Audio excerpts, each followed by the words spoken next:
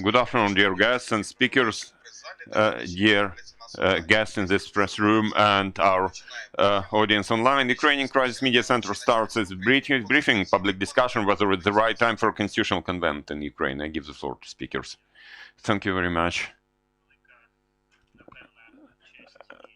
It is a great honor, and it is probably very symbolical to see that today, it happens today here in the Ukrainian Crisis Media Center, that we have gathered to discuss what seems to be not the most relevant topic on that day when our top leader announced that coup d'etat, they call it in French. But I believe that actually this is the key problem, because when we had our mentor, one of the most intelligent people I have met in my life, Professor David Williams in Ukraine, we traveled with him all over Ukraine and we discussed things with many colleagues, and he was saying in the very proper way that indeed defense and security is important. This is of crucial importance for Ukraine. The economy is very important. Fighting corruption is not any less important, but the tool to achieve all these as well as other critical goals is, of course, government, power, government in the broader sense.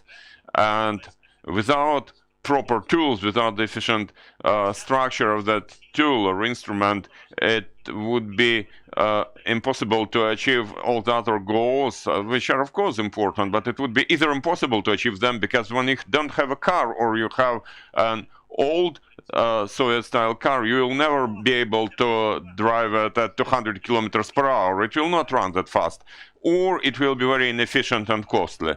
So when discussing war, corruption, economic growth, we should always remember that the foundation of all these things is, of course, the proper structure of the government, what we call the constitution, because the constitution is nothing else but the constitutional architecture, or the constitutional framework, the constitutional structure of the government and its relationship, the algorithms of its relationship with the society.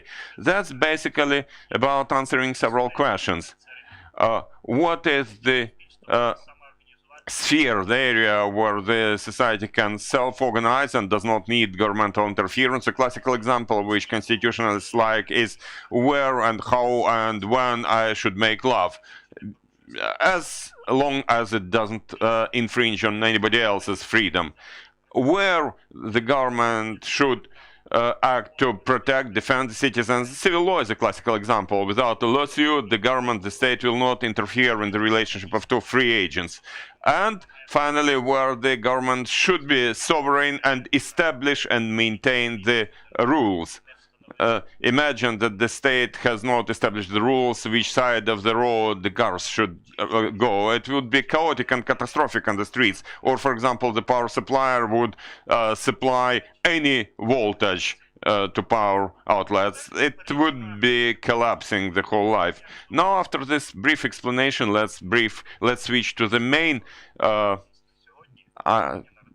point to be discussed today, because today the Ukrainian state was born or reborn, and we just discussed with Vladimir Groisman something, and it turned out that we see it in the same way. Even though all those acts of our liberation and World War II time and the declaration of state sovereignty and the proclamation of Ukrainian independence are very important, and the Ukrainian state has been recognized worldwide and became a fact of life 30 years ago, when more than two-thirds of Ukrainian citizens, or more than 90% of those who participated in the referendum, said yes to independent Ukraine. That's why we switch back to the question of the sovereign.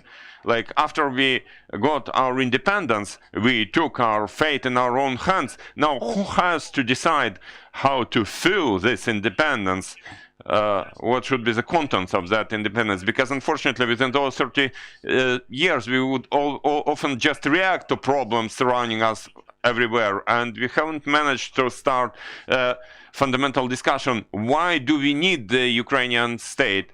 What does this instrument what has this instrument to bring to the Ukrainian nation? Although this state has become a value for us. We have seen it in the recent years when people without any constitutional knowledge took their old granny's rifles, especially in 2014, and went to defend this country, this state, even though many Ukrainian citizens still have many issues with this state. So today we are to get back to the idea of a constitutional convent, because this is the main tool which is seen as, something related to what we call a societal contract or even a electoral contract, a contract about government, because, of course, the Constitution establishes and formalizes some key items of the national identity and establishes the basic algorithms of interaction between the government and the people and the basic architecture of the government. So that's where I started. It would be preferable to see this architecture as efficient, effective, and like systems in a good car. It would provide protection against any excess of political players who sometimes get to the top of power, so that people would not have to get to Maidans and to die for their freedom, because in the proper state, in a proper democratic state, there should be institutional barriers rather than popular rebellion as the last resort to defend against the tyranny. So this phrase that we all know today, constitutional convent, actually has a very interesting and long history behind it. In English, it was born in the British tradition or the English tradition back then, because it was even before England and Scotland became a single state when Great Britain appeared. So it appeared even before that, and it is related to a very interesting parliament, which was lacking legitimacy. So in 1688, when there was this glorious revolution, when the king tried to usurp the power, because back then the power was already distributed between the parliament and the monarch, so the parliament gathered, which was working without the king, so-called conventional parliament.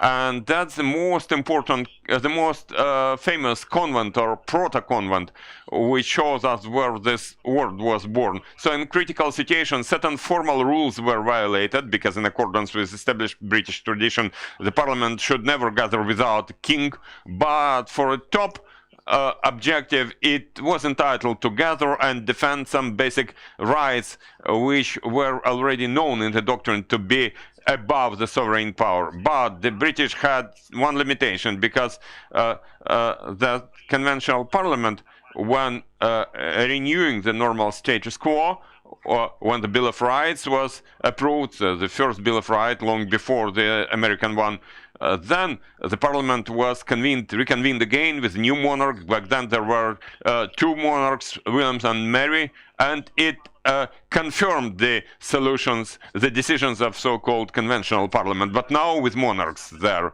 So the British started using this instrument, because I'd like to remind you that the Constitutional Convent in Philadelphia, which gathered almost 240 years ago, had a situation to some extent very similar to what we have in Ukraine. In 1775, the war for independence of the United States started, and it was based on the reason that the citizens should be involved, should be engaged in the parliament, in the government through electors. And it said no taxation without representation. We are not milky cows, we are citizens. And 1777, the second year of the war, and the Second Continental Congress, the founding fathers approved those articles of confederation which became the first constitution of the United States.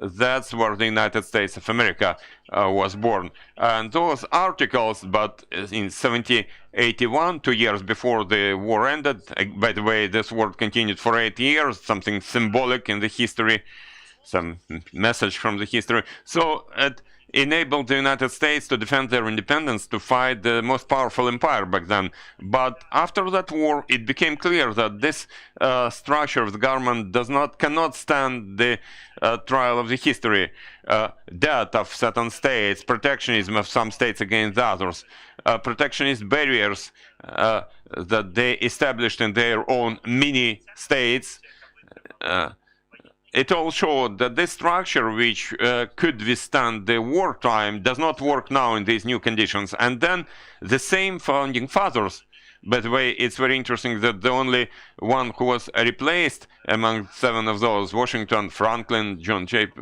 the first chairman of the Supreme Court of the United States, Madison, and Adams, and just Jefferson went as an ambassador to Paris, and young Hamilton replaced him.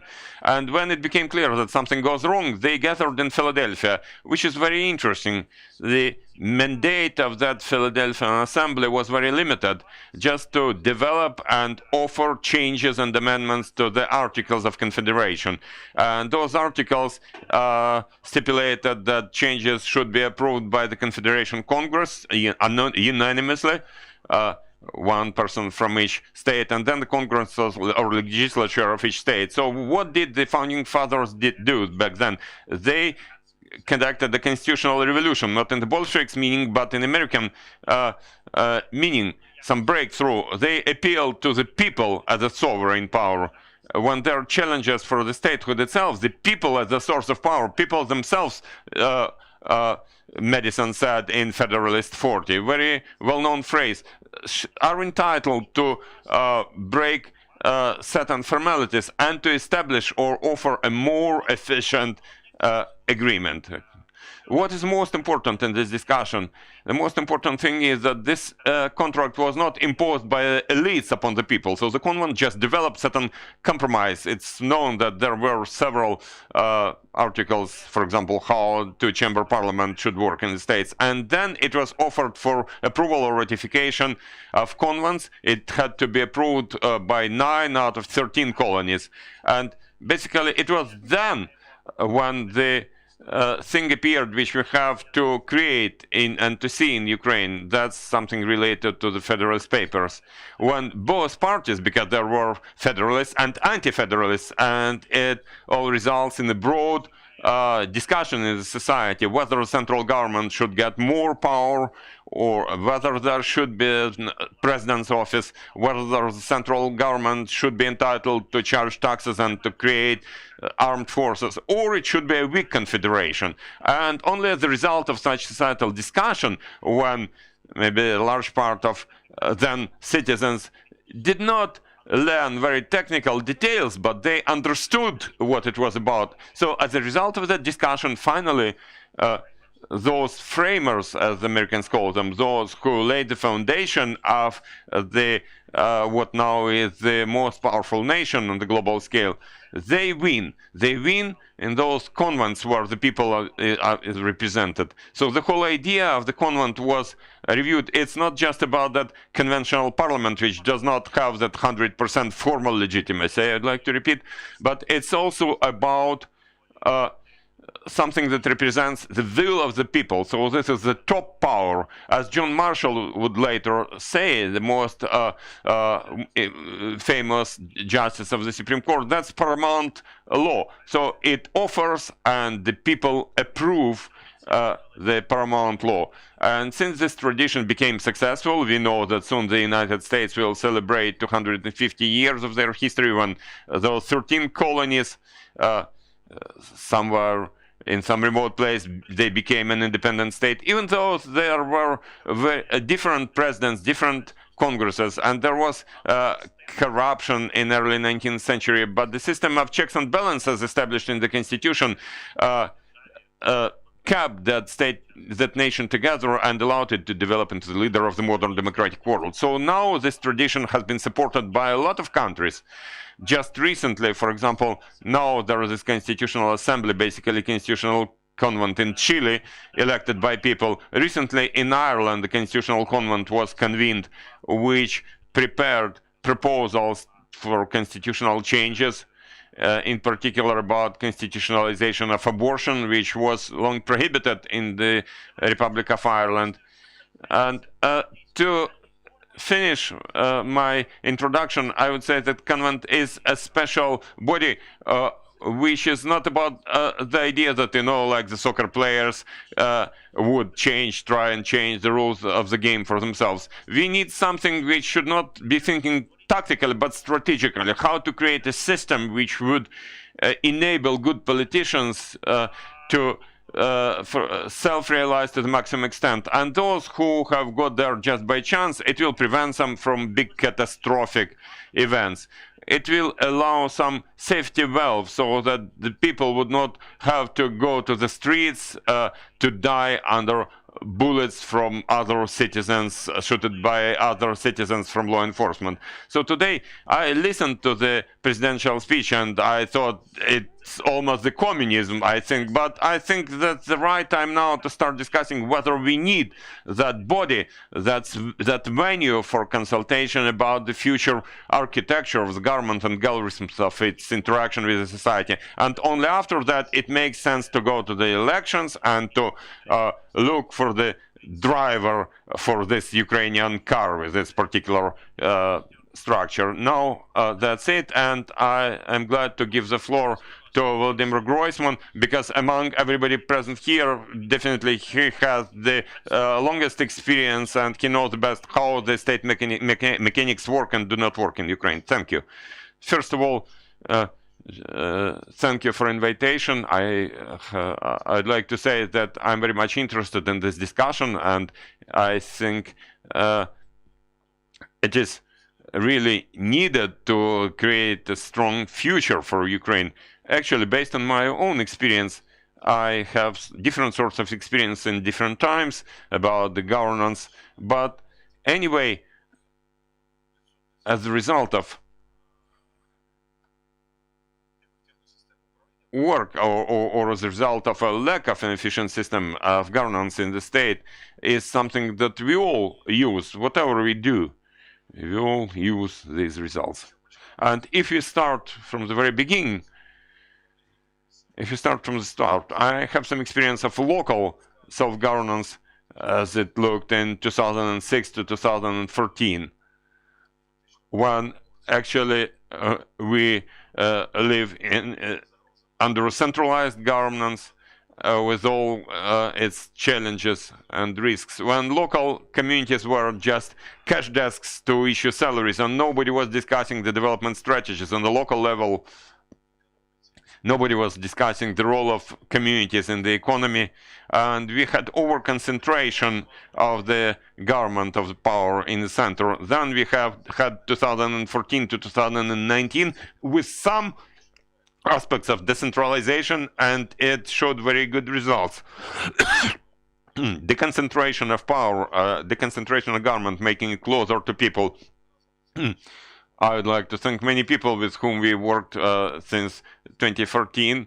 We created a plan and we started working under that plan. But, you know, when there is an inefficient system, inefficient car, it starts driving in various directions. And when there are several drivers in the same car or several wheels, somebody would try to steer to the left, somebody would try to steer to the right. So it's about some sorts of conflicts which deprives us of some strength, of some quality of managerial decisions, of the balance of those. There is nothing better than checks and balances.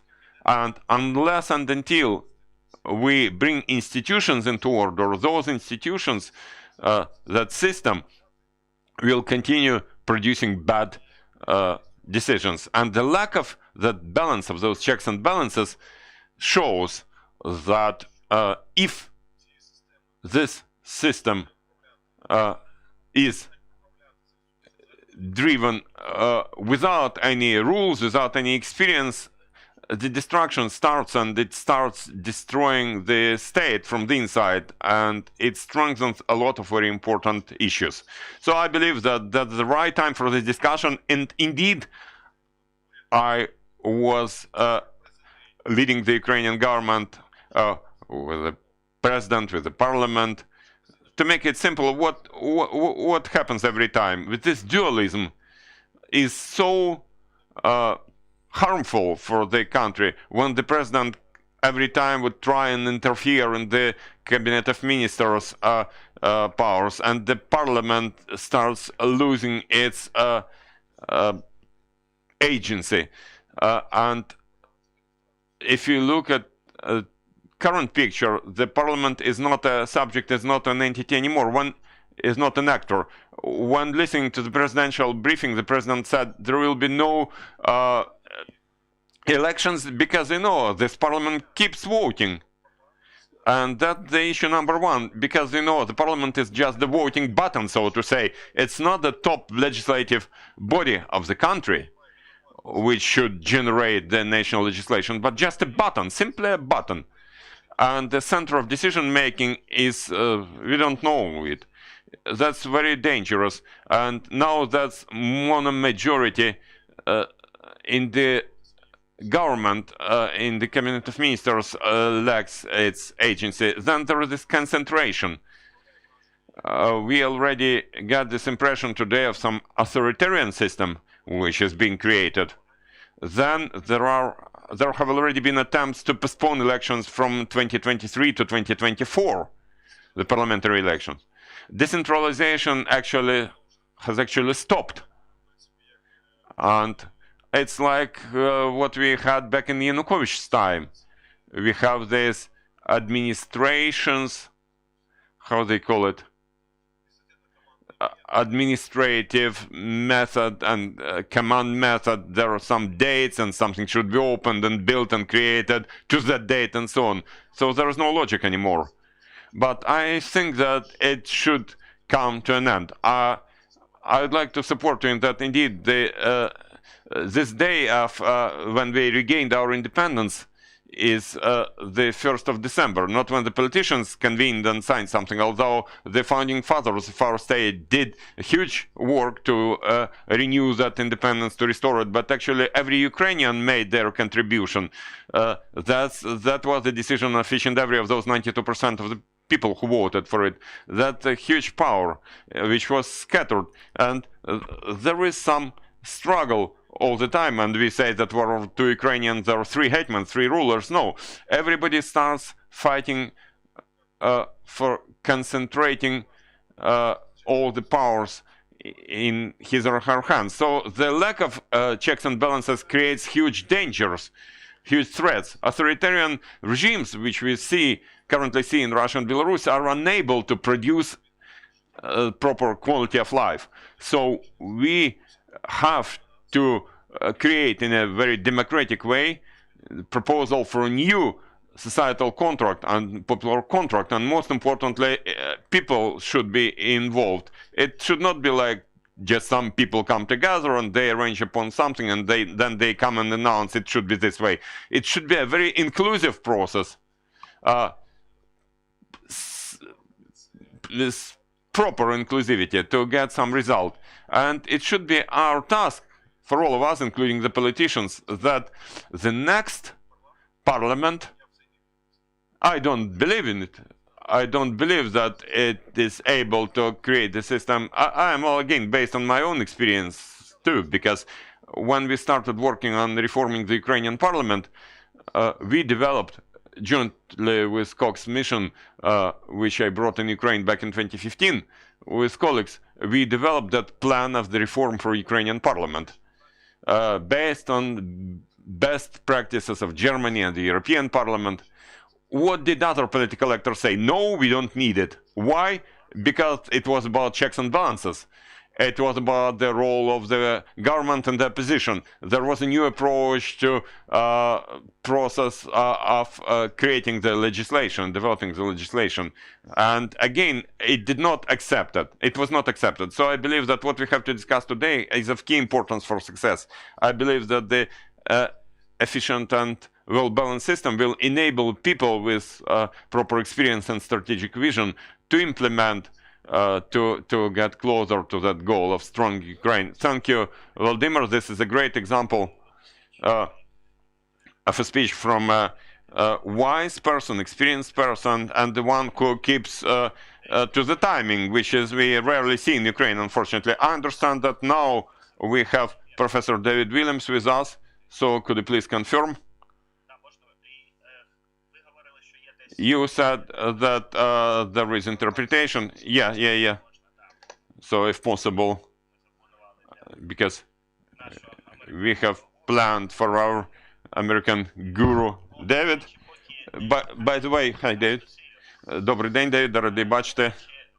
By the way, the rifle that you see above David's head and bookshelf is a historical one. That rifle with which his grandfathers were fighting for independence of the United States. That the war which I mentioned in my introductory speech. And that's some reminder that the ideas should be based on some strengths. Нам треба пару хвилин для того, щоб підготувати обладнання для синхронного перекладу. Добре, Девіде? I will say in the meantime a couple of words about David Williams because not everybody had the chance to meet him when he visited Ukraine in October. David Williams is one of the leading researchers in constitutional law and design. He's one of the gurus of constitutional design. He was the best graduate of Harvard Law School where he graduated 2 years before Obama, whom he knows personally.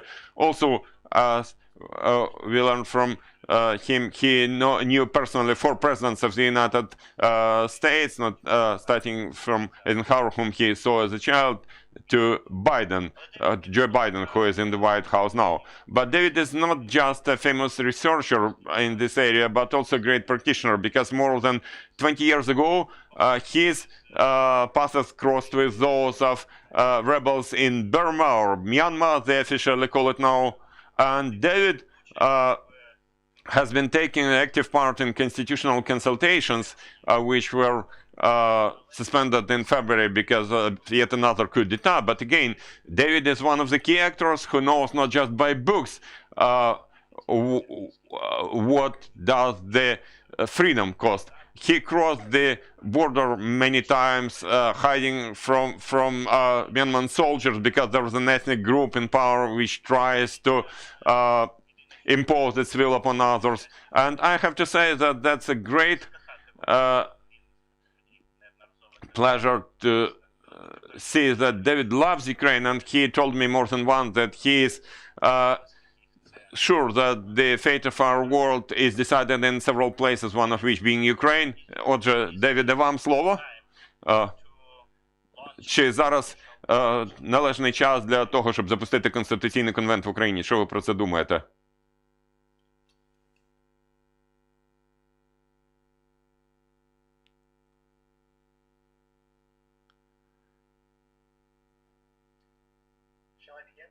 Почати? Починати?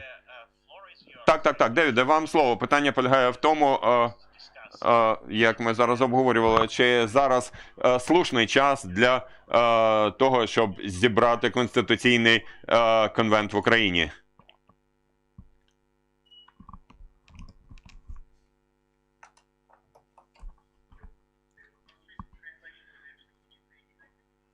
Там переклад був українською, так, наскільки я розумію.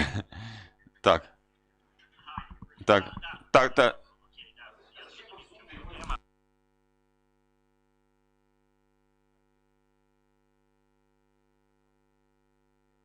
Скликати або починати дискусію про скликання Українського конституційного конвенту. Ваш погляд... Зараз. Ну так я кажу, ми в один канал працюємо чи в два?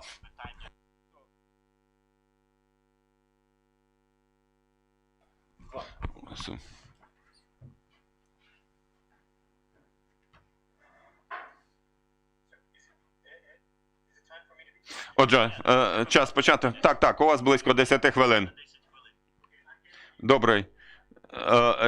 Я український переклад просто чую. Так, тому що Максим перекладає українською. Так, звичайно, говоріть англійською.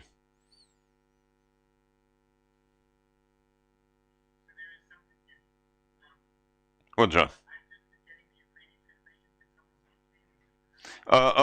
Чи хтось би міг до мене звернутися англійською, бо я чую український переклад.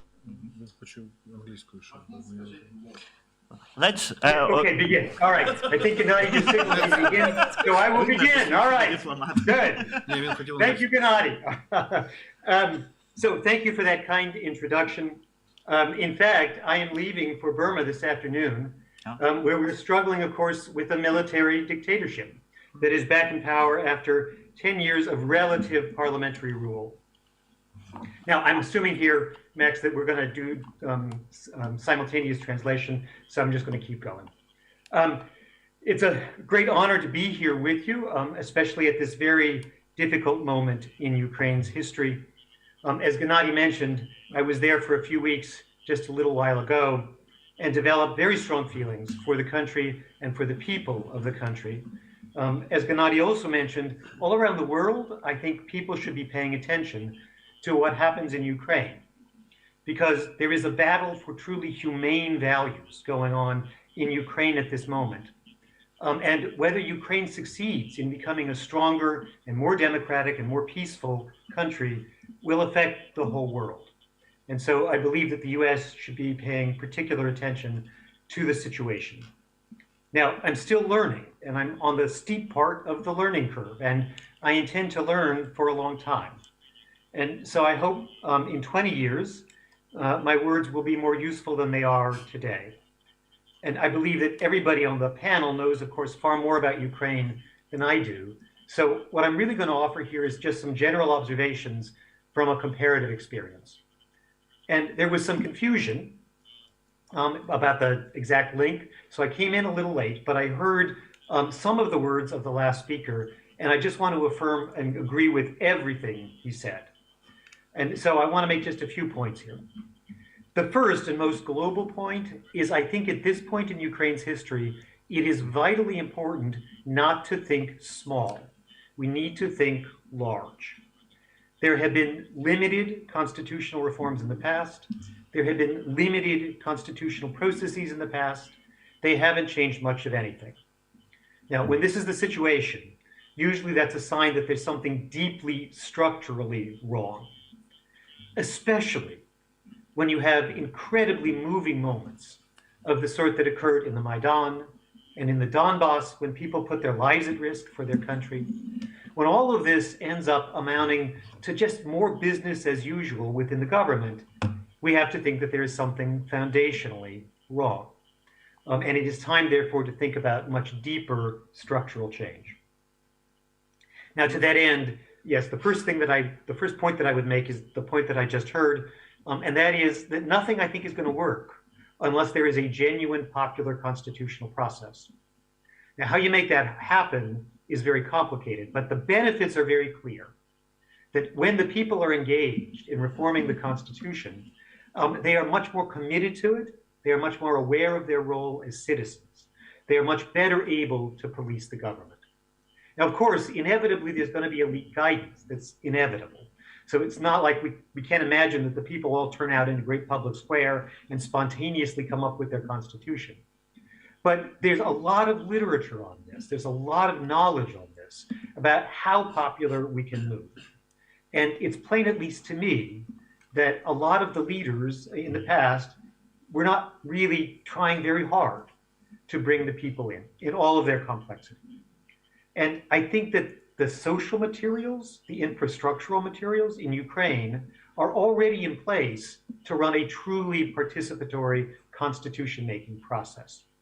So I'm confident that it could happen and happen much better than it does in other countries.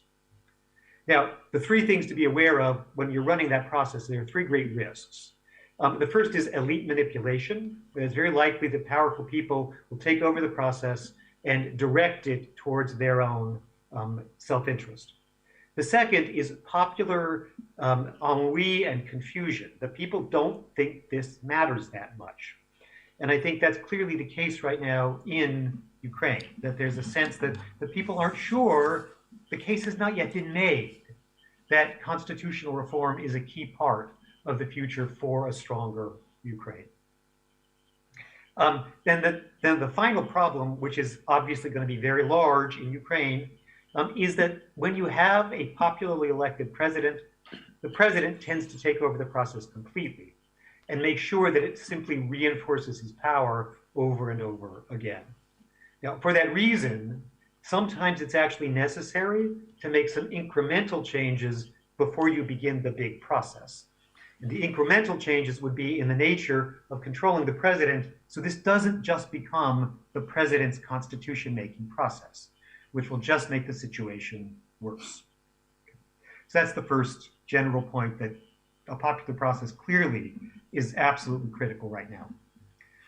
The second point to be made here is that constitutions, as was just said, they're all about checks and balances. They're about deconcentrating power. And there's a variety of ways of doing it. Now, clearly decentralization is a big part of this puzzle. Electoral law reform is also a big part of this puzzle. But the office of the presidency clearly is central to this puzzle. And in particular, I think that although it is heretical and shocking, I know, in Ukrainian political culture, it is time to start thinking about eliminating the office of the presidency altogether. The empirical evidence here is overwhelming. Parliamentary systems, pure parliamentary systems, are hugely more democratic and stable than presidential systems around the world. There are a few countries that can handle a presidential system. But those are countries that don't have a presidential system because they don't like the idea of a president, right? So if you find that the bulk of the people looks to the president as a savior figure, as a father figure, as somebody who will lead them out of trouble, if you find that when the president starts pulling power to himself, the people go along with it, that's the time to fear, because that's a really bad political culture for presidentialism. Because presidents can work if, but only if, they see themselves as the head of a government that is tasked with doing certain pragmatic things. But when the people start to see the president as a savior figure, that's when the risk of true despotism occurs. And that's actually my third point, and that is the issue of path dependence. That once countries get started on a particular direction, they tend to stay moving in that direction. And there comes a point at which it's just too late. And again, I have seen this in country after country. I don't know where that point is in Ukraine, but I believe that Ukraine has started on that path. And there's a huge risk here that if we wait too long, some things that are now possible will become impossible. And so it's important to move quickly. Now, what that means, again, as I say, is not tinkering here, not thinking small, not taking some powers from the president and giving them to the prime minister, but actually eliminating the office of the presidency altogether. And the key difficulty here, of course, is that we say that the legislature and the president have dual democratic legitimacy because they're each elected independently of the other.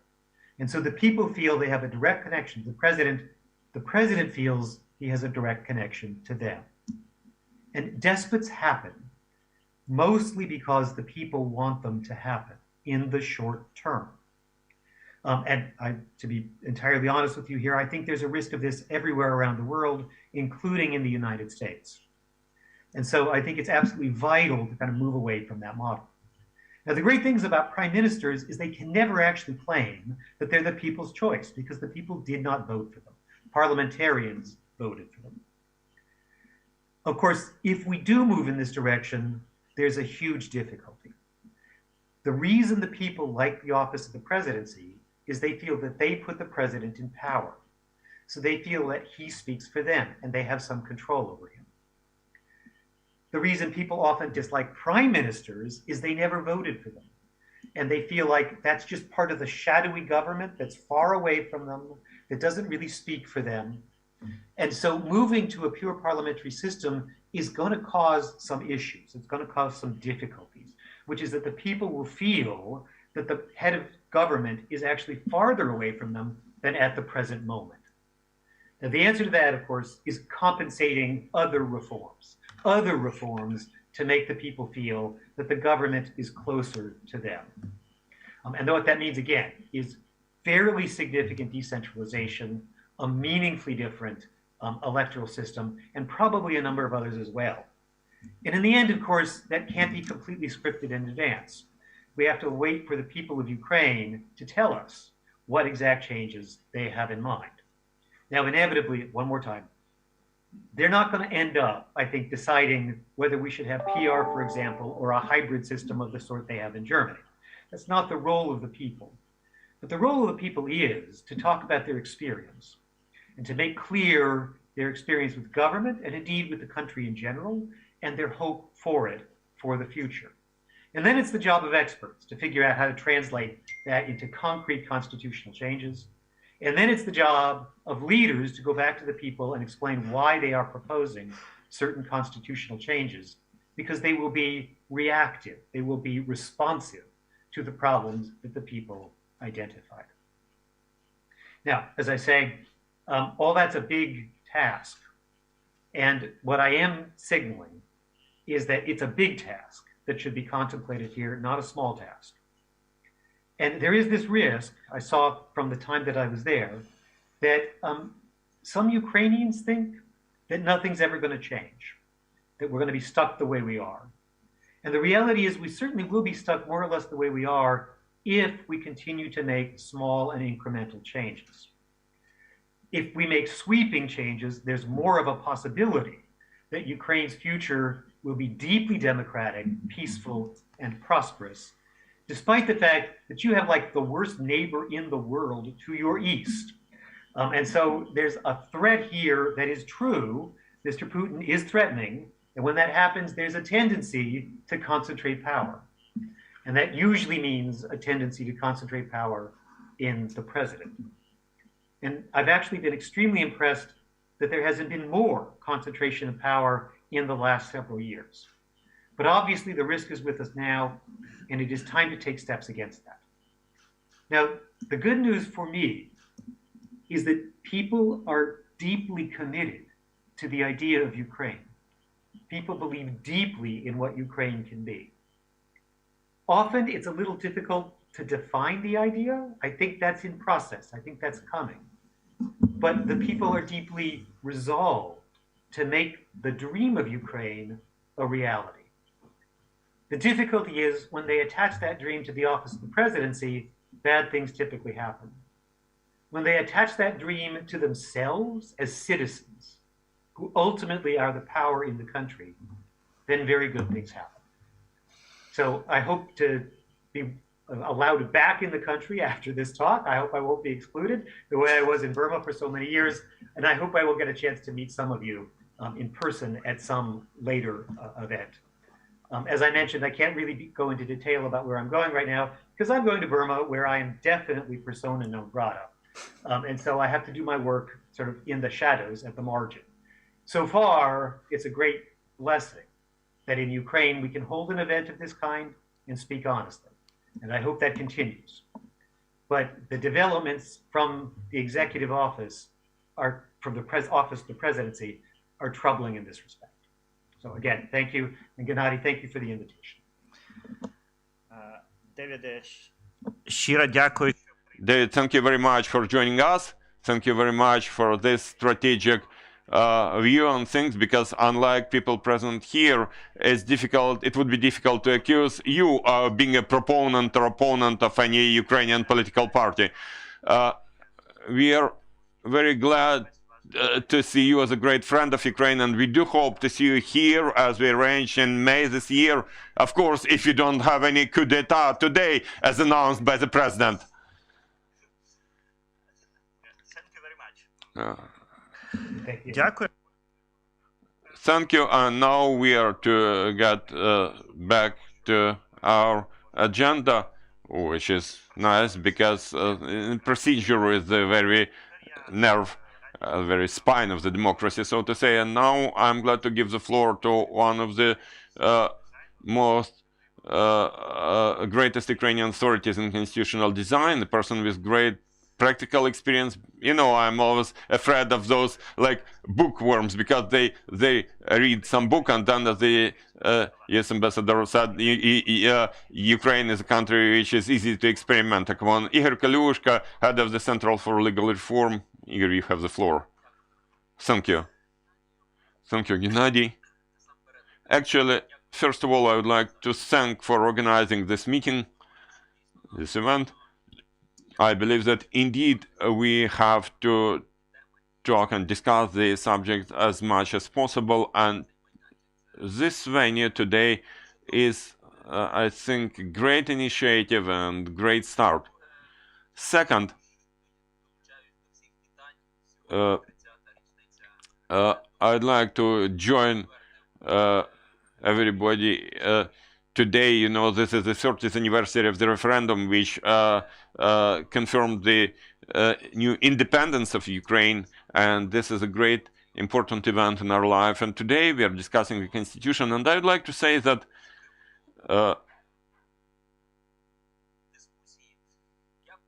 with regard to the discussion, I'd like to clearly emphasize 4 things.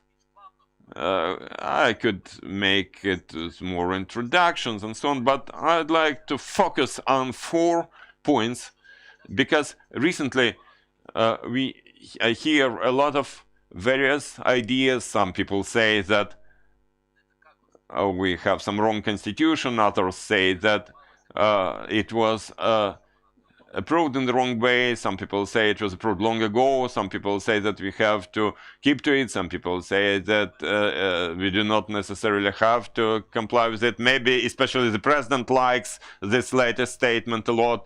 He reaches the point where he dismisses justices of the Constitutional Court by cancelling the decrees whereby they were appointed years ago. It all results in chaos. So before discussing creation of a new constitutional design, we have to understand, well, where we are and what are the rules that exist in what we start. So I'd like to emphasize 4 points. So first, the Constitution of Ukraine in 1996 was approved in an absolutely legitimate. I'm deeply convinced in that. It became one of the most important foundations of our statehood. Of course, it's difficult to discuss things in what-if format, what if things would go differently, but my hypothesis is that if we were not to approve that constitution back in 1996, it's not clear whether we would survive as a state until today. The state as we see it now, with all those threats, both external and internal threats that we see all the time. Second, the Constitution has become the foundation for development of our legislation. I worked in the Parliament for 8 years, and I drafted a number of laws myself and participated in passing those, and I remember all too well how it looks when you start discussing some law when you don't have any constitutional framework, any constitutional foundation. Immediately there are some dreamers, and we start discussing things from Mercury to Jupiter or Pluto, and there is no limit to that discussion. But when there is a constitution, then we sit and discuss clearly, maximum, whether it should be understood this way or that way, and then the process would move on. So, we, people who want to discuss the Constitution, should first of all demonstrate the respect for Constitution of Ukraine. We should observe it ourselves, and we should force our government to observe it, because if the Constitution is not observed, is not complied with, it doesn't matter what is written in that Constitution. This is the first point I would like to make. Second, second was this respect and compliance with the Constitution. Third, of course, Constitution has its defects. First of all, when we passed it, we didn't know everything. Second, there was a lot of political compromises, and we were forced into those compromises to finally pass that constitution.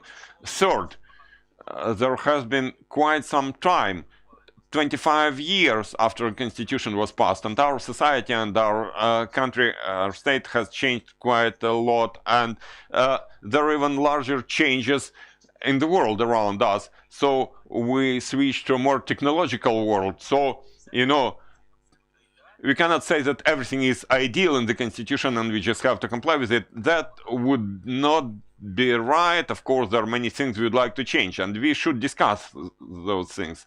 But we should not be discussing them as abstract dreams. We should analyze, first of all, how the Constitution is implemented. We should look at what is there in the Constitution that is implemented that is complied with, and things that are not implemented, and look for reasons. Sometimes the reasons are simple. Somebody just doesn't want to comply with the Constitution, and whatever we write there, whatever we change, we cannot do anything about it. But sometimes there are situations when there is a norm in the Constitution which is very disadvantageous for somebody to comply with. It's very uncomfortable, and people would like to have it differently. And we have to distinguish between those situations and look for different recipes for different solutions. So, studying the Constitution and looking for alternatives and how to improve it, the maximum degree of communication with broad masses of the people about these areas where the Constitution should be improved. All this is very important, of course, and that's where we should play our role as analytical centers, as think tanks, about the Constitution. And my fourth point is about this. Now we get right to the question which is the title of our today's event, about the Constitutional Convention. In my belief, the Constitution of Ukraine can be changed in two ways. The first way is making changes to the Constitution, and that is clearly established in chapter 13 of the Constitution. It says clearly who can do it and what should be the procedure. And those changes are not limited. They could be one sentence, or it may be just a new version, a new edition of the Constitution. But if you comply with the procedure of chapter 13, we should call it making changes to the constitutions. And basically, we as a country can do it. And in theory, there may be a different way, passing a new constitution. When the Constitution was passed back in 1996, the draft said first, it was on the 28th or 27th of June. Back then, the draft Constitution said that the Parliament, the Верховна Rada, has among its powers passing the Constitution and making changes to it. After a not so long discussion, those words, passing the Constitution, were crossed out, because the logic back then in the parliamentary majority was this: today we approve the Constitution, we pass it, and it should work. And then we should make changes into it rather than starting all the process from the very beginning. So back then, at least, it was very logical, and the absolute majority would support it. Of course, life is changing, and today we can discuss a new constitution, but I believe that, first of all, the parliament does not have the right to pass the new constitution. They don't have it among their powers. The new constitution means that there should be some different process, some different mechanism to be launched, and indeed it can be called a convention, but it cannot be, you know, it's difficult to believe that it can happen just spontaneously and so on. The Constitutional Court, in one of their decisions, provided an answer to this question. Yes, the people of Ukraine, which are the paramount power in our country, can pass a new constitution, can approve it through the referendum, but do it in the way established by the Constitution and laws. So the Constitution does not provide an answer to this question, so at least we should pass some law about the procedure of preparing, drafting a new constitution and approving it. Unless and until we have it, I think it's quite difficult to hope for successful completion of this process. But on the other side, on the other hand, there have been many draft laws like that.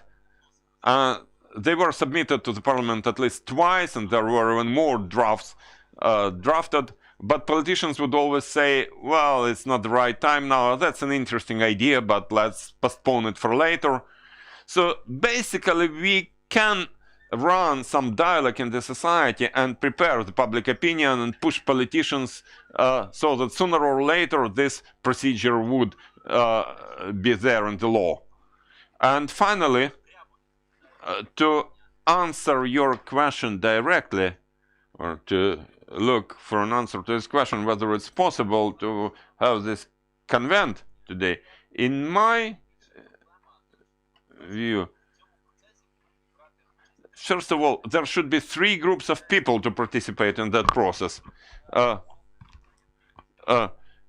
The active public, the most active part of the civil society, who care and who want to pay their time and efforts to it, because of course not everybody wants to get involved in it, and it would be wrong to do it like we select the jury, just a random selection and then there's their obligation. No, here we should have people who want to participate in it and who have sufficient potential to do it. Second, it's about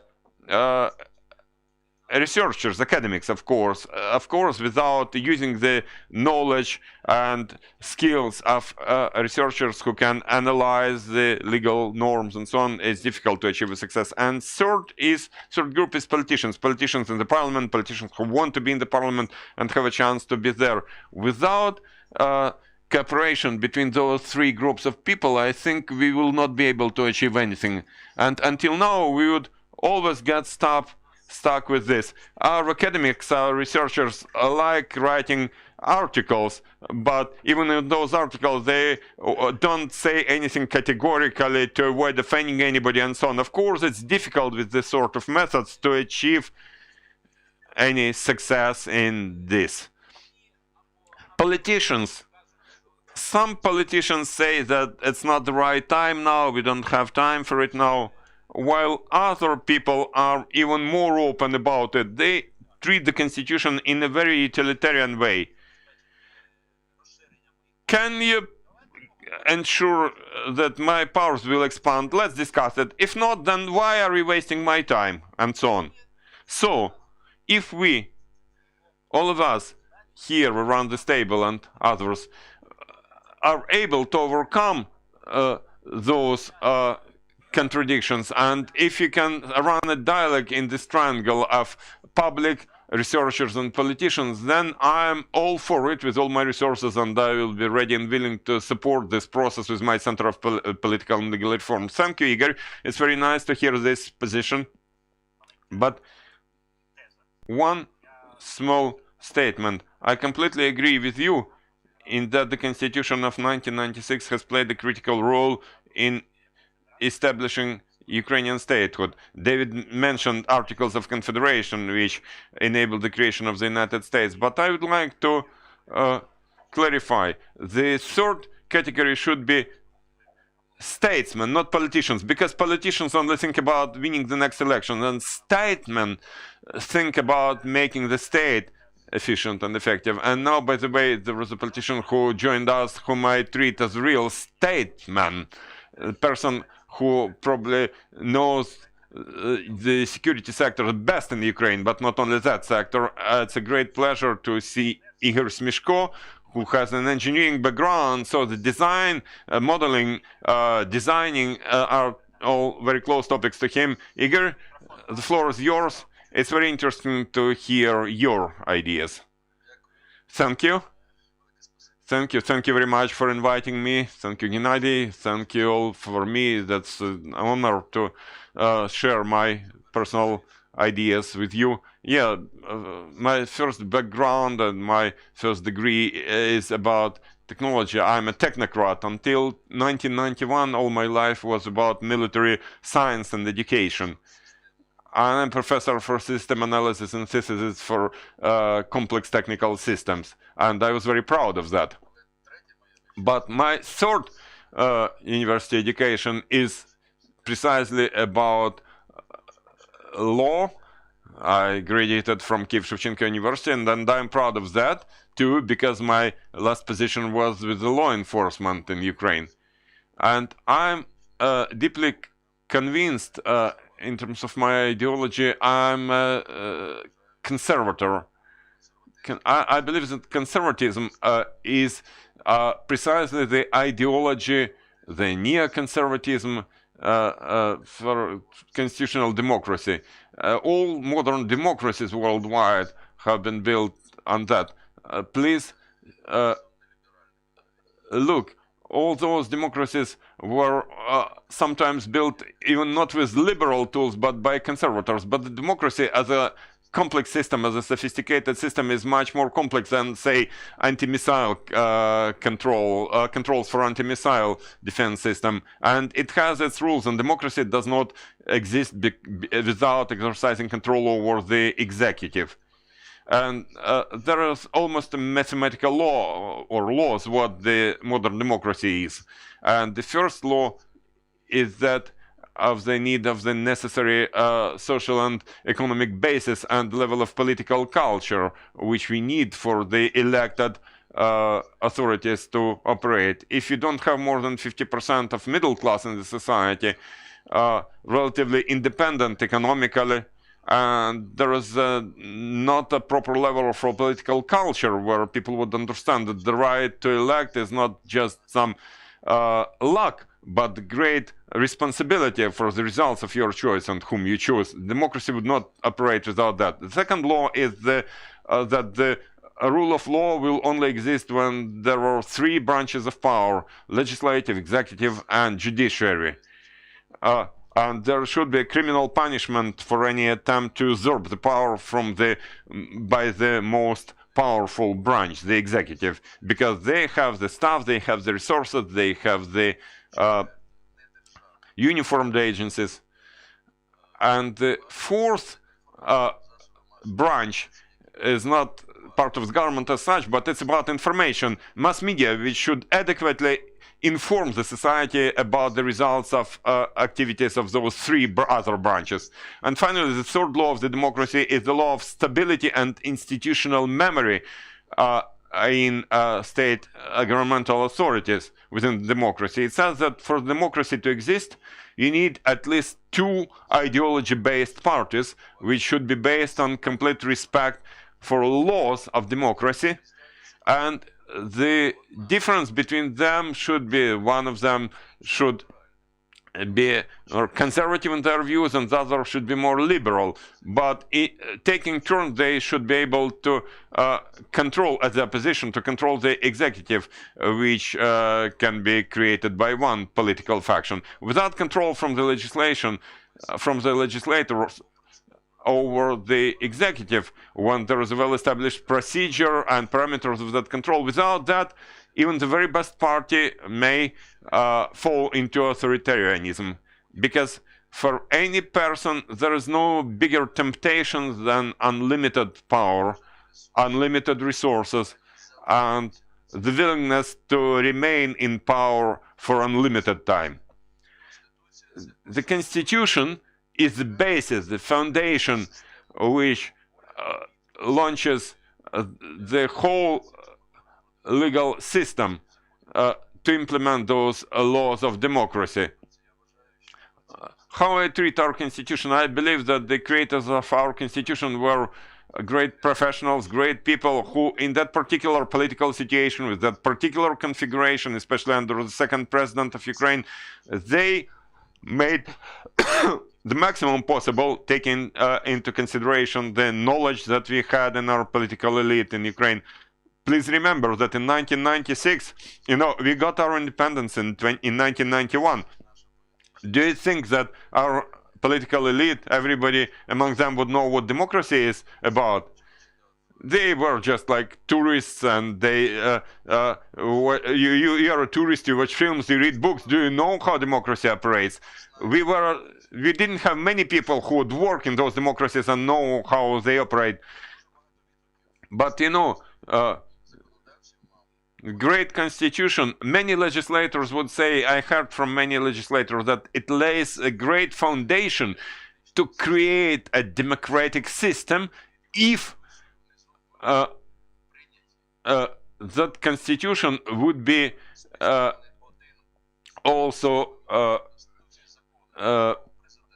have proper laws on president, on the impeachment of the president, on the Verkhovna Rada of the parliament, on the opposition. If you were to have those laws with proper laws and procedures and controls, and there were proper guidelines for the executive, for local self-government and local self-government, if all these would be packaged and would be in line with the constitutional norms, and also definitely in the criminal code there should be a punishment for any attempt to usurp the power, and especially for any attempt from the executive branch to interfere in activities, illegally in activities of legislative and judiciary power, as it happens with democracy. A small example, now we see that there is this presidential office, presidential administration. Where do we see any powers of that presidential administration within the executive in our laws? By the way, Professor Meyerson, one of the most reputed professors in Chicago University, a Nobel Prize winner, he visited us several times in Yalta conference. I met him several times, and he spoke 3 times, and he said, one key defect of your constitution is that it says who is leading the executive. And there is this dualism between the president and the prime minister, and there is a conflict of political interests. The president has all the uniformed agencies.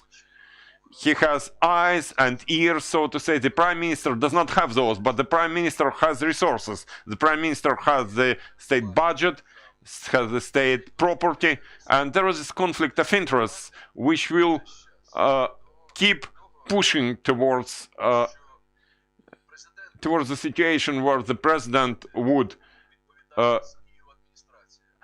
and his administration would try and avoid responsibility under a criminal code for intransparent interference with executive power, and the executive branch does not have all the law enforcement, the uniformed agencies, to defend itself against the illegal interference from the president. Head of presidential administration and his deputy can pick up the phone and call the cabinet of ministers, and then, believe me, even if the secret services would bring him or her to court for some wrongdoings, multi-million wrongdoings, a good defense lawyer will say, what about my client? He or she did not overcome any powers because his powers are not established. And to finish with, the problem of our constitution is not about it having some defects. You cannot write every detail in the constitution how a policeman should work with his or her butt. Constitution is not about that, but the problem is that the constitution is not observed. For example, if we have a presidential parliamentary republic, say in France, the Constitutional Assembly would consider laws drafted by the government before those are submitted to the parliament. And if the Constitutional Assembly decides that this draft law is unconstitutional, then the cabinet of ministers should resign automatically. This is a great mechanism. If you want to develop democracy against, if you are, that's not the right time to discuss parliamentary presidential democracy. Democracy cannot be built in a parliamentary republic with liberal methods. You cannot develop a middle class with that. And finally, if you take a realistic view of things, of course, it would be great to have that convention, like people like those which were there in times when the American Constitution was created. Even if they draft a great text, I cannot see how it can be done in this current authoritarian system. You see, each and every president would like to have more power. They would say that we have to destroy the system, but you remember that this first Democrat, in quotation marks in my view, Viktor Yushchenko, when he got to his office, he was lacking the power. He wanted more powers. Yanukovych just raped the constitution. Now the current president, he said, he told the previous president, I'm your sentence. But he has really liked this system of power, this ATM, which is untransparent for a society, and you can use it when you have all that authoritarian power in your hands. So the problem is about non-compliance with the constitution. And if we manage to have at least one example where the violation of any norm of the constitution would be subject to criminal punishment, it would open the way to a new level of political culture that we need for democracy. Thank you. Thank you, Igor. Thank you, and I would like to mention that Igor Smishko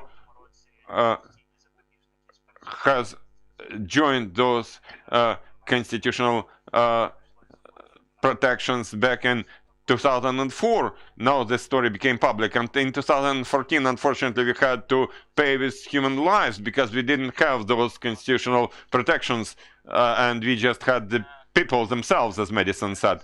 Now I have the great pleasure of having Yulia Kirichenko with us. Unfortunately, now will not be accused of absolute sexism. You know, this constitutional smithy, you know, that's in constitutional smithies, there are just, you know, safety rules why we don't have ladies there. But Yulia, actually, I'm glad to give the floor to you, for you to share your views. Yulia is one of the leading experts on constitutionalism as such and constitutional law in particular. Thank you, Gennady. Thank you. Thank you for raising this discussion now on the 1st of December, the discussion about the broad constitutional process.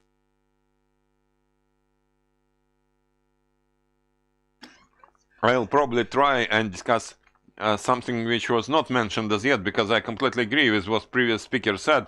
I very rarely had any feeling that something is wrong. But now I will start with the question whether that's the right time for constitutional convention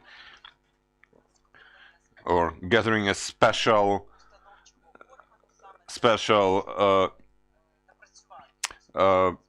body to develop constitutional changes or new edition of the constitution or even the new constitution. I would not like to use these words new constitution, maybe to avoid manipulations from the Russian Federation. Probably we better name it the new edition of the constitution. So my answer is yes, we have probably lost a lot because we didn't do it immediately after the Revolution of Dignity. That revolution had to finish with a new constitution or new edition of the constitution. Even before we elected the new president, we had that window of opportunities back then. When we got the new, as soon as we got the new president, President Poroshenko, that window of opportunities started closing, or even immediately it started closing. So it's definitely the right time.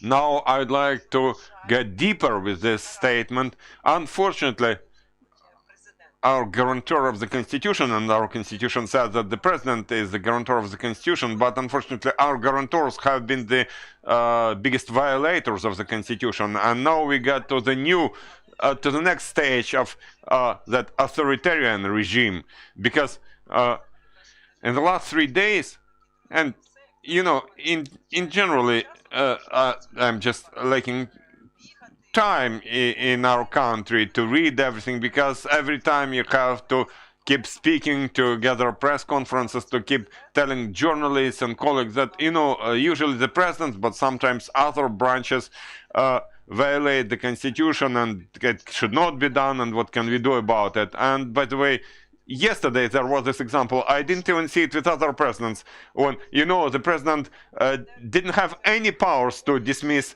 justices of the Constitutional Court, and the president does it and appoints new judges, new justices of the Constitutional Court for positions which are not vacant as yet. Other presidents would try and manipulate the text and say that it should be interpreted in such way or a different way, or push the Constitutional Court itself towards some political interpretations. But now, currently, there is this position, you know, we don't care, we, the president, the government, don't care about what is written in the Constitution. So my second statement is that, yes, that's the right time. And this process, especially with this Russian aggression, definitely this should be a legitimate process, so it should be either under the chapter, within this chapter 13 of the Constitution, or, as Igor said, there should be a law to be approved about development and approval of the new edition of the Constitution, and it should be used to for constitution to become the value for the Ukrainian people, for the people of Ukraine. Because there's also the other side, which we didn't discuss today, is yet. Why does the president act in that way? Why do presidents act in that way? Because they know the answer. First of all, they know that up to 30% of people say that the source of the power is the president of Ukraine, and about 50% of the people have not never opened the constitution, have not read anything in the constitution. So the answer is, yes, okay, you're good guys, you can keep shouting, but I will do everything. I have all those resources and people will listen to me, and I can fire those justices of the Constitutional Court because I, the president, am the source of the power. And this process should be used to make the Constitution a value for Ukrainians, because what is written in the Constitution is a value for our people. Why? Because, you know, when people got to the streets, in 2013, 2014, during the Orange Revolution, people went to fight for the values which were there in the Constitution. They went to the streets when they saw that students' lives are threatened, and the government can do it, and the dignity is threatened. And then the people went to the streets so that, you know, what is in the Constitution as the key value, the people went to the streets to defend those values. And it can be done through this special body, foundational body.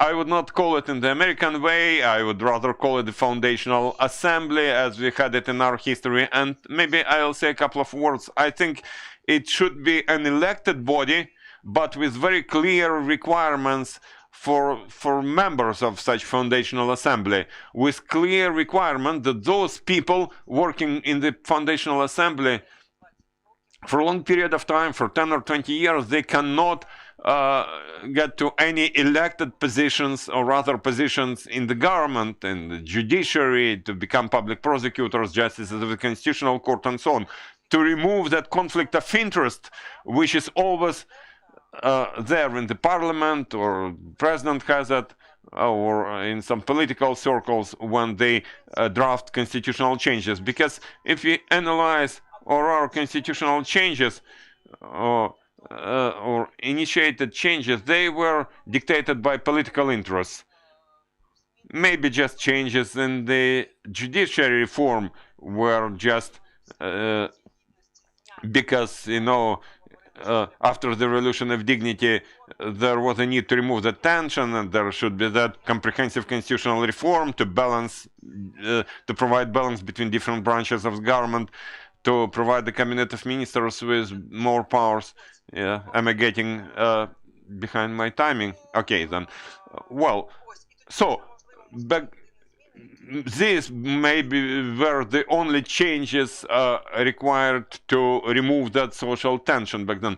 So maybe I will summarize in this way. Thank you for starting this dialogue. Indeed, we should join efforts. Igor Smishko already mentioned 3 components. Well, I don't know. I think that we will not be able to do it without oligarchs. But anyway, you have to come to terms with oligarchs too, because they are also part of the society. And we should launch dialogue and explanations. And the other thing I'd like to say today, on the 1st of December, the lawyers' community should be more consolidated in a situation where the government just plainly violate the Constitution of Ukraine. Because again, everybody keeps sitting in their kitchens, constitutional kitchens, and whatever, and keeps saying, okay, that's terrible. But when somebody says, let's sign something, let's say something loudly, then there are much fewer people ready to speak. Now I see here we have people who are ready to speak. Yes.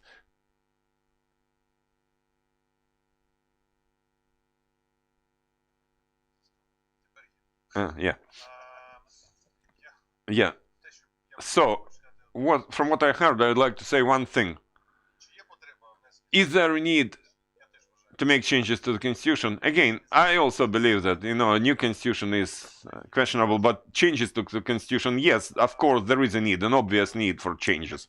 Second, how was that process previously structured. First, the government would create some framework, and based on that framework, there would be some discussions to achieve a particular decision. That's unacceptable. We should have a different logic, you know, to develop a decision which we would then implement. And the third thing I'd like to mention, and I missed it, when it comes to my mind, I will speak. Yeah, well, thank you, Yulia. Oh, no, it comes to my mind, yeah. About the window of opportunities, I would like to say, you know, in the modern history of the last 5 or 6 years, I'd like to say something about that window of opportunities. We got that window of opportunities for decentralization. I believe that this is our achievement, which I can say openly, it was against all those persons active in Ukrainian politics from 2014 to 2019. You know, I just kept silence when people were saying on TV, we support decentralization, and then cameras were off and they said, what are you doing? What are you doing? We'll destroy it, and so on. I kept silence because I knew that I just have to achieve that goal. That was the window of opportunities. But now, due to our experts community, we quickly formalized it and even took the risk from the 1st of January 2015. We changed the budget legislation. We should not have done it. I understood it, but we did it. And now we have to quickly develop, and we should not be waiting. We should create that window of opportunities. Thank you. Thank you for that. And I'd like to thank Yulia again, because Yulia touched the very nerve of constitutionalism, because constitutionalism is not just some abstract science. It's about the opportunity to design functional mechanisms. I'd allow myself a short quote which supports it. Woodrow Wilson was the only US president who had a research degree, who became president after being in Princeton. And he wrote a famous article, Constitutional Government in the United States. And he made an unexpected but very accurate comparison. The constitutional architecture of the United States is based on the theory of political dynamics, which subconsciously repeats the Newton theory of uniforms.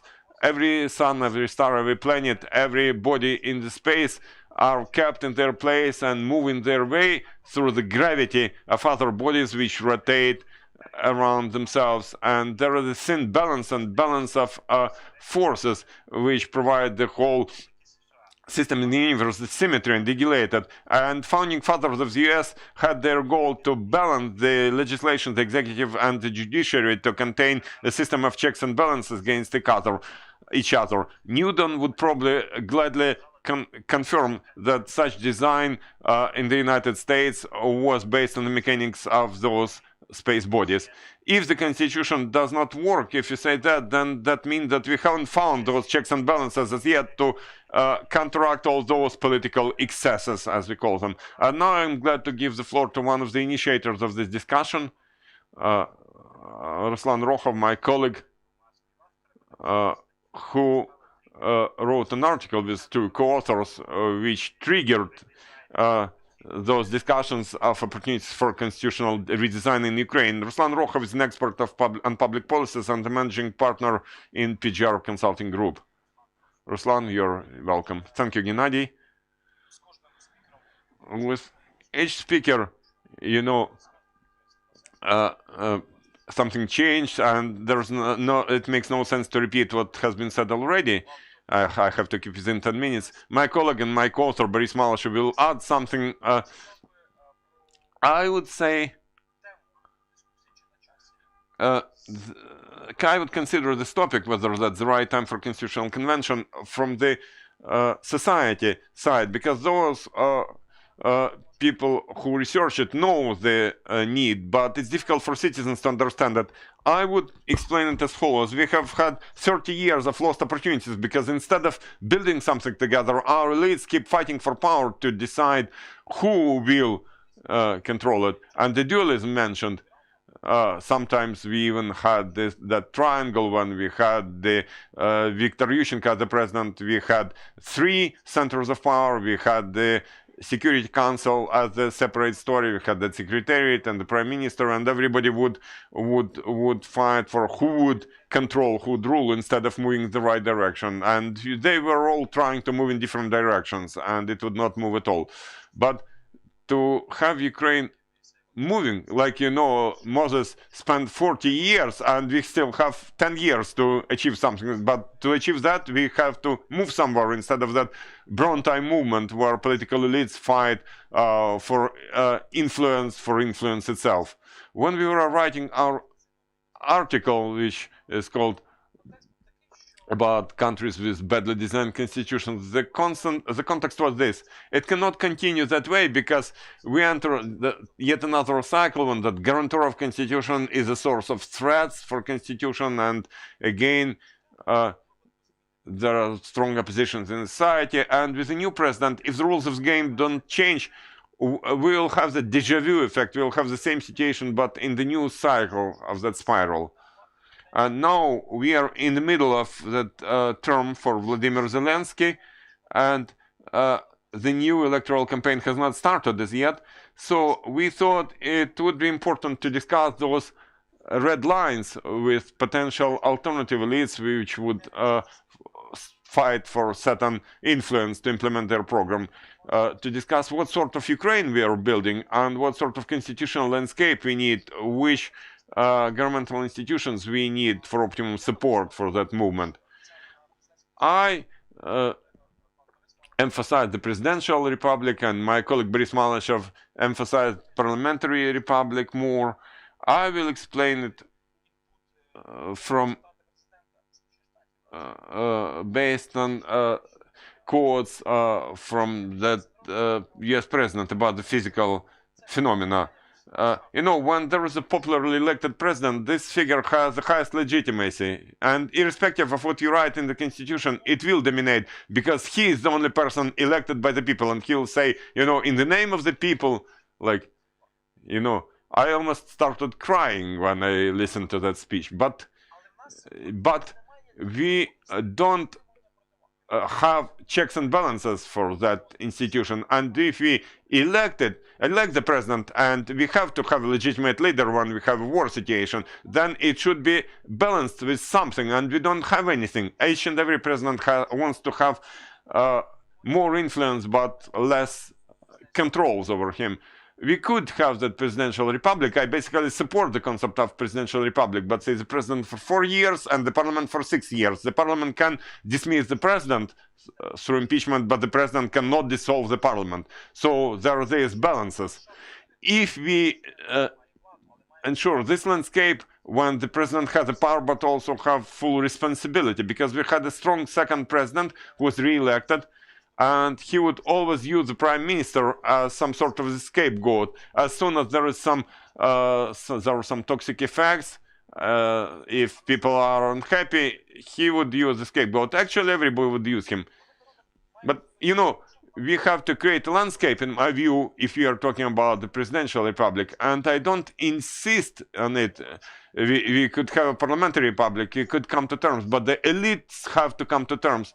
And I would use elites rather than people from various sectors, because those are people who have something at risk, who have something to lose.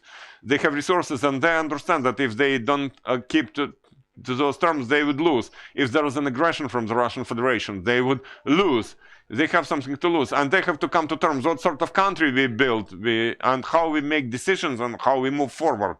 And what sort of system of checks and balances we should have to concentrate those efforts not on the fight for that small pie, those resources, but how to expand that pie, and so everybody would have a higher, larger piece, not because of redistribution, but because of total growth. And I believe that this discussion could become a good venue to put elites around the table for the discussion, to invite them for discussion, because, you know, the researchers and the public can discuss it a lot, romantic people and statesmen who want to live in a strong country, but if the real stakeholder don't realize don't understand their own interests, and that if they don't understand that they're the first people to suffer if our neighbors show us that we are a failed state, then they should be the first driver for us to come to terms about the redesign. Thanks God we have that Constitution of 1996. Back then, the elites, with their understanding of situation and historical moment, reached some compromise, and we moved some step forward, and we achieved the real valuable independence, which is valued by the citizens. And the elites that have acquired their capital now understand that they have something to lose, and now that the right time to discuss the redesign of the constitution, and during the discussion there will be some sort of compromise achieved and some vision which will be approved and then discussed in the society. Thank you, Ruslan. And before giving the floor to your co-author, Mr. Malyshev, Doctor of Science and Law, the top scientist among all the people at this table, I'd like to remind you that, you know, there are not only just small things to regulate.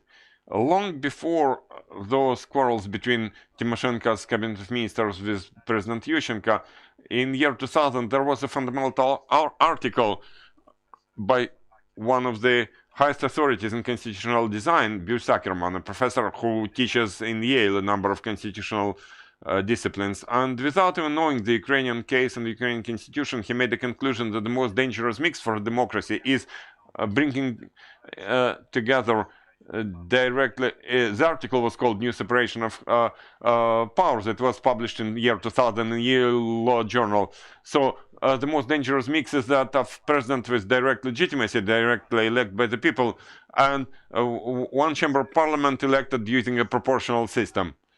So based on his knowledge of the constitutional design worldwide, he said that, and now we are almost at the same point, which is called Linz's nightmare. Linz is a well-known researcher of Latin American constitutions, and he showed how democracy often turns into a dictatorship, which again forces us to think not just about some small details, but about core solutions offered by the current constitution. And it plays a very positive and constructive role in maintaining the Ukrainian statehood. Mr. Malyshev, I'm with you. I'm also for a parliamentary system. Thank you. Thank you, colleagues, for inviting me to this discussion. And to continue with what Ruslan Rohov mentioned, basically, as Gennady rightly said, the model of the mixed Republican model, as we see it from 1996, shows that it's not sufficiently efficient in the Ukrainian society.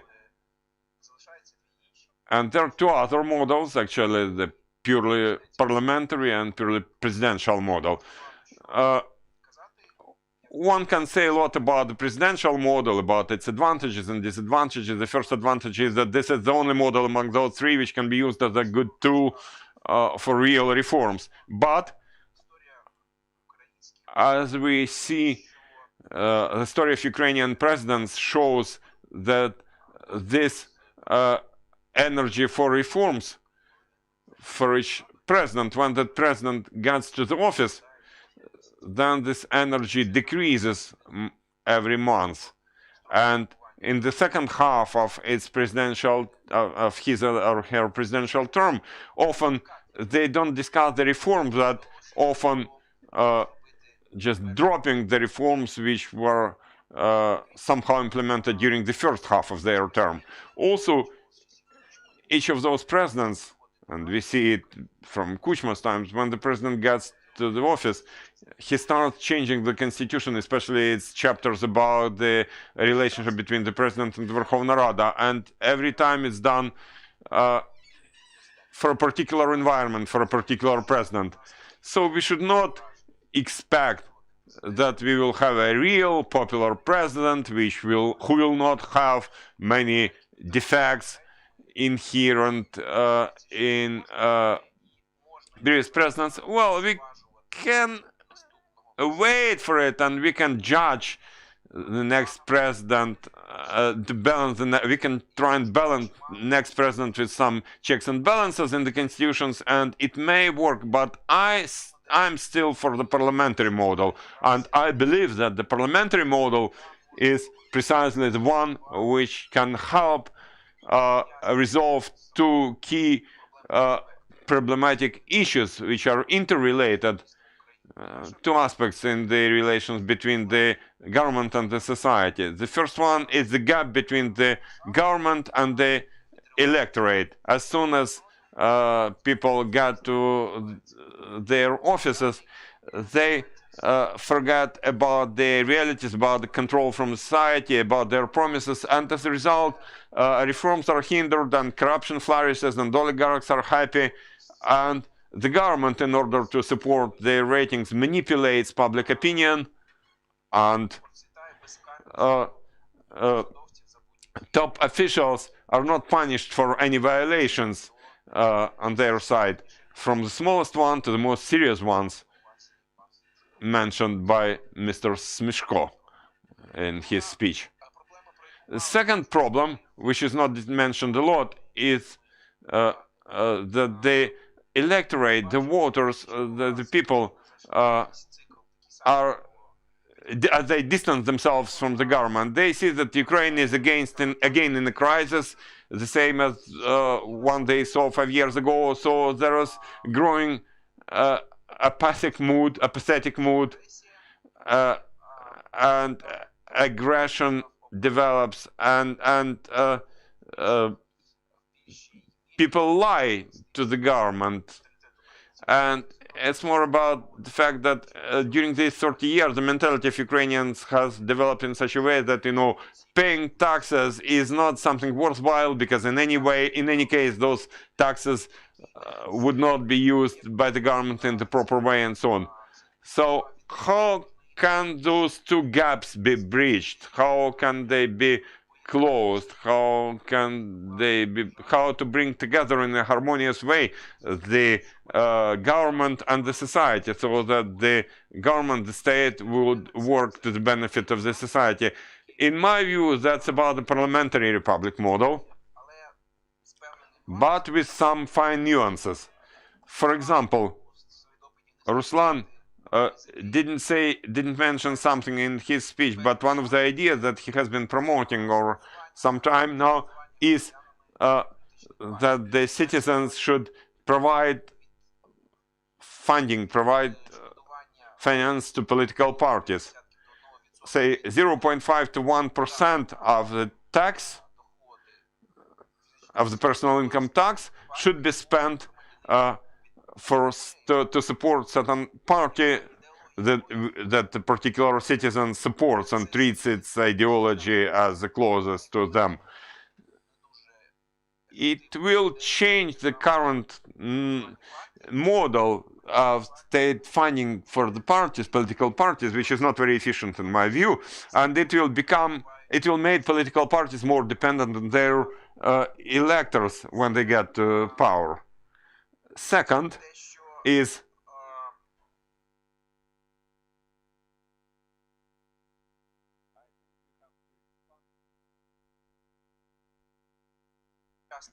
I think we have to expand reasons for pre-term elections of the Verkhovna Rada, including the all-Ukraine referendum. I believe that within the parliamentary republic we can implement a recall of parliament members from the Verkhovna Rada if those do something that is incompatible with parliamentary ethics. If the parliament cannot clean itself, electors can do it through petition, through collecting votes, and then the next member from the list will join the parliament. And I believe that the combination of such items, typical for a parliamentary republic, can provide a solution for the current situation, which we have, where every time after a presidential and parliamentary election we are again in the same cycle of our political system development, and that development of our political system has been hindered and it's not beneficial for society in any way. Thank you. Thank you. Thank you, Dr. Malashov. Thank you, Boris. And just, a small thing. I'd like to implement in the Ukrainian terminology the name of the term of Prime Minister Republic, as it's often called in the English language literature, because, it's not scattered across hundreds of parliament members, because the legislature has to approve the government and to support the government agenda. And as soon as the cabinet government loses confidence of the parliament, then there are elections. Why do the people not like the parliamentary republic? Because it's unclear who is driving. When we are talking about the Prime Minister Republic, Israel is at war all the time, and they are great. Churchill was a great prime minister. People keep saying that only the presidential model is strong. And now Mr. Modi in India, with more than 1 billion population, is a strong leader. Like Indira Gandhi used to be a reformer. Now Mr. Modi implements deep structural reforms. So I would like to implement this term. And I would ask you to call it the Prime Minister's government, rather than that scattered form. One statement, if I may. Yeah, one statement. I completely agree, but in that model, we should definitely remove the president elected by the people, because otherwise it will not work. And I agree that not only here in our country, but globally, there is a gap between elites and citizens. So that's why I suggest that under any model, citizens should be able to support the political party which they support with their tax, so that the party would spend the rest of the taxes in a proper way.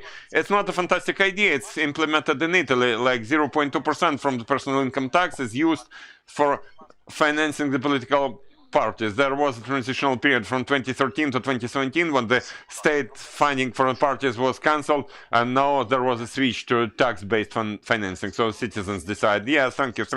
An interesting clarification also to be discussed. And finally, we switch to our last speaker. Again, Andrei, you know like nobody else how the electoral law works, but please keep in 10 minutes, and I will summarize in 2 minutes, and we'll 100% comply with our timing. Thank you. I'll try and be brief to avoid getting behind the schedule timing. Thank you very much for this event. It's very important. It's very important for us to discuss our ideas, to understand how to move forward. About the current constitution of Ukraine, I'd like to say that it has served, and it has been serving. It has served two most important purposes. First of all, it has constituted the Ukraine as a sovereign independent state, the full-fledged actor in international law. And second, unlike previous Soviet constitutions of totalitarian type, and even the constitution of 1978, which still existed for 5 years after independence was proclaimed, the current constitution of Ukraine has recorded the democratic development of Ukraine. You can keep talking that constitution is quite, well, it's not ideal, but it's quite good in many aspects. And in 1996, it was passed in such extreme conditions. I believe that no better document could be passed at that time. We could have a worse document if there would be a referendum, but thanks God, Kuchma on the one hand, President Kuchma on the one hand, and the parliament on the other hand, achieved some compromise, and that compromise was a single official state language, but the Autonomous Republic of Crimea, and there were some other points of compromise, and there have been some gaps and some contradictions, but still that constitution did work, even though people would say that it was about the dominating role of the president. But even that version of 1996 provided for a prime minister to be an independent political figure, because the prime minister got support from the parliament, and each member of the cabinet would only be appointed by the president based on the submission by the prime minister, and heads of state administrations would only be appointed by the president when submitted by the prime minister. It became a mere formality. The reasons are a separate story, but should we blame the constitution for that? I think no. What was the blame? The blame is about the total level of political culture in Ukraine. If you look at the parliament, it's a mirror of our society. The parliament cannot be any different from our society. So if you should look in the mirror. And if you raise the level of political and law culture, then we will move forward. Whether we need any sharp steps here, that's the question. Do we need changes in the constitution? We are talking about the structure of the government, presidential, parliamentary, or a hybrid model. I'm not to develop this topic because this is rather a good, deep topic which would take a lot of time. But I would just say that I'm not for purely presidential nor for purely parliamentary model. The death of a mixed hybrid model, I think, is too much to say. When it was invented in France, they looked at the advantages of the parliamentary and the parliamentary model, and they tried to combine the advantages of both. I would also like to draw your attention to the fact that our Ukrainian constitution is, if you consider the powers of the president and the parliament, there are sections, chapters 4, 5, and 6, and there is chapter 11, local self-government. Those do not need an all-Ukraine referendum. There is no problem to make changes to the constitution in the parliament to resolve this problem. It can be done. And also, whether this constitution can be eternal. No, the constitution cannot be eternal, although the constitution itself does not provide for an opportunity to pass a new constitution or a new edition.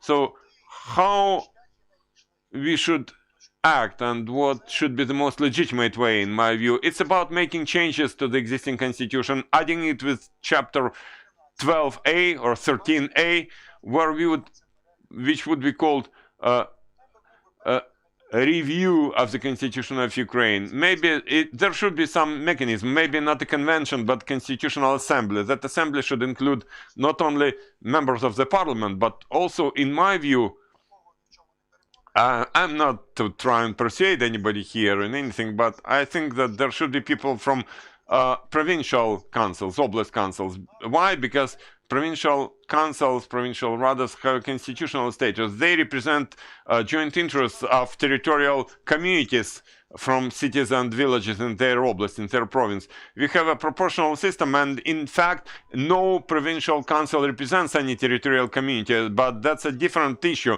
We should switch to a different system, a multi-mandate majoritarian system or something. But this structure could be implemented, and I believe that this is one of the options. To summarize, there was that metaphor about the car and driver or drivers. I think it's not that important what sort of car we have. It's not that important how many people are there in that car, but most importantly, the one who is driving with the steering wheel should know the traffic rules, traffic laws, and know what he or she should do. So the key statement is that whatever the model there, parliamentary or presidential or a hybrid one, we should keep to the rules, because if you don't keep to the rules, no one model would work. Most importantly, we should agree upon the rules, and those rules should work. Thank you. Thank you, Andrei, for being brief, for being laconic. Special thanks. Does any colleague have anything to say? Up to 1 minute. Yeah, you're welcome, Igor. But please be brief. Yeah, thank you.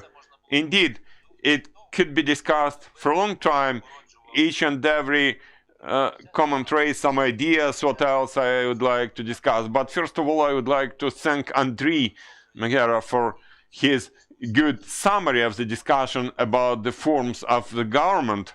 So actually, I would like to sign under his statement and would not spend extra time on that, but I would just provide one example of how important it is to always develop the provisions of the Constitution through laws, and those laws should implement the spirit, the contents of the Constitution, which is in the Constitution.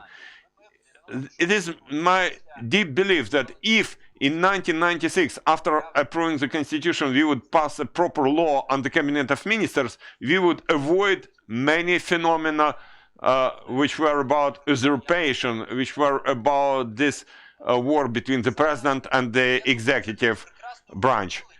I think that people in the presidential administration of President Kuchma understood it all too well. That's why he applied his veto 8 times for a law on cabinet of ministers passed by 3 parliaments. Then we would not need any changes to constitution in 2004, because that very fact that the president would abuse his office by changing the prime minister all the time was the key motive, the key reason why many politicians agreed to those changes to the constitution even before the Orange Revolution. So these are the key things. And basically, let's continue our discussions. I believe that today it went very well. I think we have to go deeper into details and to look answers to those problems we raised today. Thank you, Igor. Thank you. Brief comment. We don't need changes to the constitution to develop the first article, that we have democracy. You know, the law on impeachment of the president with a transparent procedure and implementation of the inspector general in all governmental entities, which would be accountable to the head of the state and the parliamentary committee. Without that, we would not be able to defend and protect those professionals who are not with any party and who get dismissed every time when there is a new political faction getting to power. Those professionals are not protected, and we lose the institutional memory, the sustainability and transfer of expertise between people. To that end, we don't need changes to the constitution, but it should be done immediately. And many thanks for this great chance for great discussion. Thank you. Thank you. I believe that our discussion has become a model example of how opponents can discuss with full respect for each other, how they can find something in common and to sharpen their arguments and not treat each other as we saw in the recent press conference, do not treat each other as enemies. I am more than sure that everybody at this table and everybody watching us online, what brings us together is love for Ukraine and thinking about its future rather than any disagreements which are natural there in any democratic society. It has also been an example of how we can remain friends while having different ideas. And the last thing I'd like to state is this. We had some discussions with Andriy Mahera before that, and he raised the key subject, which was sort of a main line here all the time. No sort of constitutionalism would work when there is legal nihilism, when there is a lack of constitutional culture.